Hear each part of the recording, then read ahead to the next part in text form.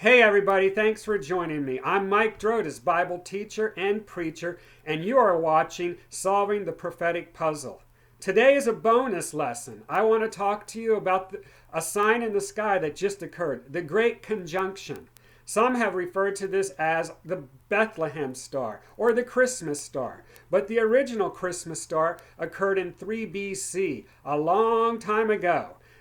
You know the story. Wise men came from the east, for they had been foretold by the prophet Daniel that when a conjunction occurred between these planets at a certain time and a certain place, that the Messiah, the Savior of the world, would come. And they went to go and worship this king. They wanted to see the Messiah, the Savior of the world. Now, if you remember, that conjunction occurred between two planets. Planet Venus, which is the brightest planet, and the planet Jupiter, which is the biggest planet. Jupiter is called the king planet. It represents Jesus the Christ. Jupiter has a scar across its side and has stripes across its side as well. Just as Jesus, when he was crucified by the Roman soldiers, had a spear thrust into his side and was beaten for us and had stripes put upon his body. Jupiter is the largest planet. It's the king planet.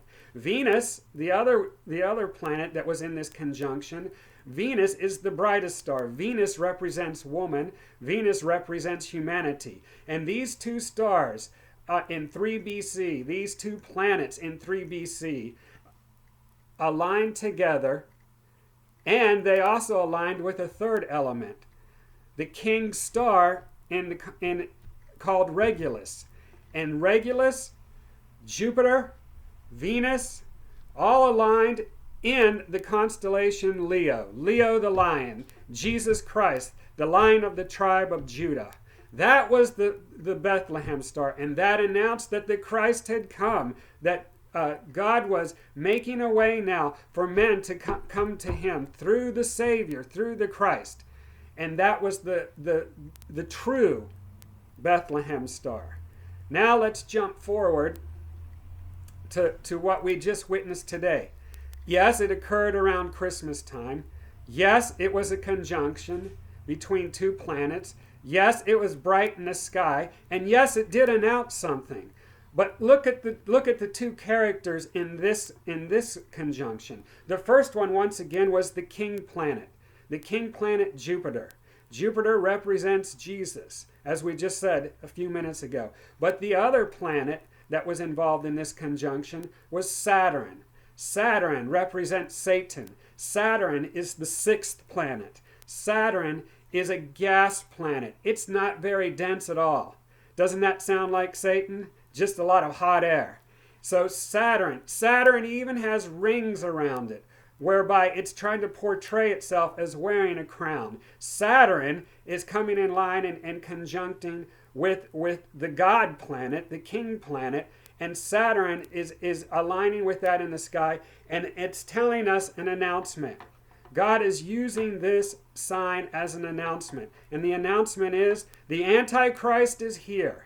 The Antichrist is upon us. You would say, why would God use something like that to tell the world? He has the Bible. Yes, the Antichrist is foretold in the Bible. Read Daniel chapter 7. Read Daniel chapter 8. Read Revelation 12:13. Read 1 Thessalonians chapter 2 and 3. Read Matthew chapter 24. It's all the theme of the Antichrist runs all the way through the Bible. And we've heard sermons and talked about this for years. But not everybody reads the Bible. But everybody could look up into the sky. The Bible clearly says in Genesis chapter 3 that God uses the sun and the moon and the stars and the planets to mark time, to mark seasons, and for signs. God is speaking to us, and he's saying, behold, the Antichrist is here. Yes, he is here, folks. In fact, he's on the scene right now. He's hiding behind the scenes. He doesn't say too much, but he's actively moving behind the scenes right now. I'll give a lesson about the Antichrist at another time.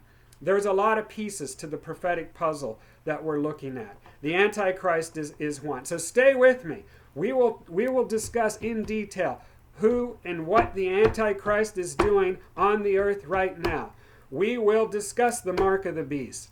We will discuss the alien deception. We will discuss the two witnesses. We will discuss the 144,000. We'll talk about the covenant with many that's soon to come. We'll talk about the Gog-Magog war. We'll do all of this together as we put the prophetic puzzle piece by piece together until we can see a picture more clearly. Thank you. Thanks for watching. If you haven't subscribed, go ahead and subscribe, because that way you'll get my messages out as soon as possible. And I'm doing one at least once a week. So stay with me. Pray for me. Thanks for your support and encouragement. Have a blessed day.